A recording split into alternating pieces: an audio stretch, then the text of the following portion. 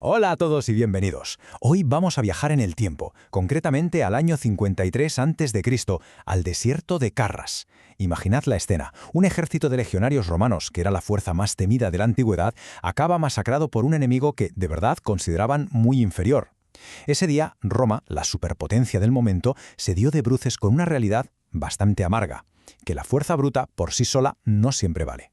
Y es que, si lo pensamos, más de 2000 años después, parece que el tablero se ha reiniciado. A ver, las legiones ahora son portaaviones, redes de satélites, y las flechas pues son drones y misiles. Pero los errores, lo que es la arrogancia de las superpotencias, el peso de la geografía, y sobre todo, subestimar a un rival que se niega a jugar con tus reglas, es que todo eso sigue siendo exactamente igual. Y esa es la gran pregunta, ¿verdad? ¿Por qué parece que los imperios están condenados a caer en la misma trampa? Lo que vamos a hacer hoy es analizar si el conflicto que vemos en la meseta iraní es de alguna manera un eco de esas viejas guerras romanas. Usaremos la batalla de Carras como una especie de clave para entender un conflicto moderno, uno que situamos en marzo de 2026, para ver cómo el pasado a veces nos explica el futuro mucho mejor que cualquier telediario. Venga, pues para empezar vamos a poner las piezas en el tablero, a conocer a los jugadores de este escenario milenario. Por un lado tenemos a la República Romana, en plena expansión, con ganas de comerse el mundo hacia el este. Y por el otro, al sofisticado Imperio Parto, que eran los herederos de la antigua Persia, y ojo, los guardianes de las rutas comerciales que unían Oriente y Occidente. Casi nada. Exacto. Y en el corazón de Roma en ese momento, el poder real no estaba tanto en el Senado, sino en una alianza un poco secreta, privada, el famoso primer triunvirato. Estaba Julio César, el general carismático que lo estaba petando en las Galias, Pompeo Magno, que era un conquistador ya consagrado, y un tercer hombre, Marco Licinio Craso.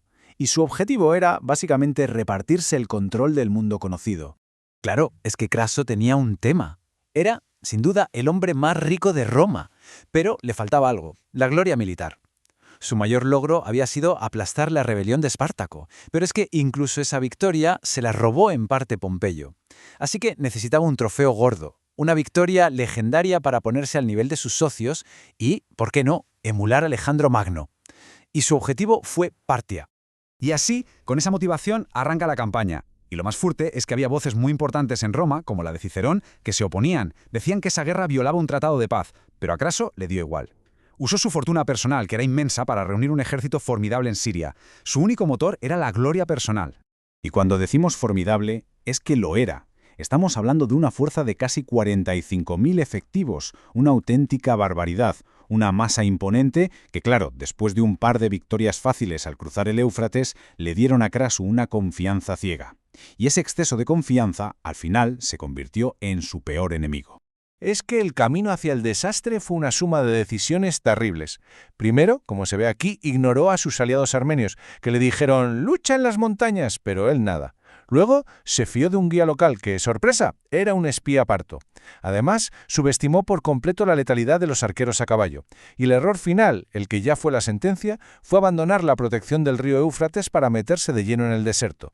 Fijaos en la simetría, es que es brutal. Por un lado, la fuerza bruta de la infantería romana, y por otro, la movilidad y la guerrilla parta. Pero para mí, el punto clave es la logística. Lo que hicieron los partos fue una auténtica revolución. Llevaron 1000 camellos cargados solo con flechas, 1000 camellos de munición. Esto garantizaba que la lluvia de proyectiles sobre los romanos no parase nunca.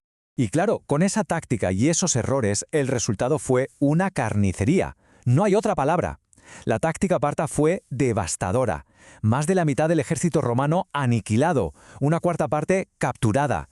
El desastre fue absoluto. Y además le costó la vida tanto a Craso como a su propio hijo. Y ahora, vamos a dar un salto de 2 milenios, porque las consecuencias de aquella derrota, esas ondas de choque, resuenan de una forma muy sorprendente en los conflictos geopolíticos de hoy, como el que planteamos en Irán en 2026. Ya se sabe lo que dicen, la historia no se repite, pero rima. El primer paralelismo es ese, la ruptura de una ilusión. En Carras, la imagen de la legión como una máquina invencible se hizo pedazos. De una forma muy parecida, los conflictos actuales demuestran que tener la tecnología más avanzada no te garantiza la seguridad de tus aliados. Se rompe ese espejismo de que el poder militar te hace intocable. Exacto. Armenia, en aquella época, era el gran tablero de ajedrez entre romanos y partos. Quien controlaba Armenia tenía una ventaja estratégica brutal. Hoy esa dinámica la vemos perfectamente en las guerras subsidiarias, las famosas proxy wars, como la de Siria. Ahí es donde las grandes potencias luchan por la influencia sin necesidad de enfrentarse cara a cara. Y esto lo ilustra a la perfección. Partia usaba a tribus aliadas en la frontera para desgastar a los romanos, para que su presencia en el Éufrates fuera un infierno carísimo. Pues bien, hoy el esquema es idéntico. Irán utiliza su influencia a través de grupos como Hezbollah o los hutíes. La función estratégica es la misma, desgastar al gigante. Y aquí está el núcleo de todo. La infantería pesada romana, súper poderosa pero muy lenta, completamente neutralizada por unos arqueros a caballo súper ágiles. Esa definición de guerra asimétrica. Y es el mismo principio que vemos hoy, tecnología barata, como drones y misiles, que es capaz de poner en jaque a la maquinaria de guerra más cara y sofisticada de la historia. Entonces, llegados a este punto, ¿qué lecciones podemos sacar? ¿Qué nos sigue enseñando la geografía, que es algo que no cambia con los siglos, sobre los límites que tiene el poder, por muy grande que sea? Pues una lección muy importante es que lo de Craso no fue un accidente, no fue mala suerte. Unos años después, Marco Antonio intentó una campaña muy parecida y el resultado fue casi igual de catastrófico. Esto lo que demuestra es que una invasión terrestre de la meseta iraní, que es como una fortaleza natural, ha sido siempre, históricamente, una empresa condenada a un desgaste terrible. Y esta es quizá la pista más clara que nos da el pasado. Roma nunca consiguió conquistar Partia. Los partos cayeron, sí, pero no por los romanos, sino por otras tribus de la propia región.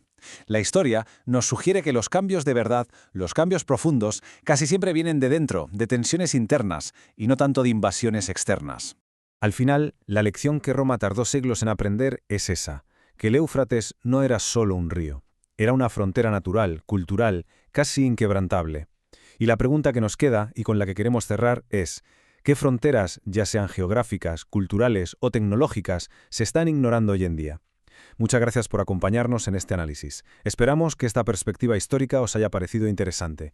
Y si os ha gustado, ya sabéis, suscribiros al canal y darle a me gusta, que nos ayuda un montón. ¡Hasta la próxima!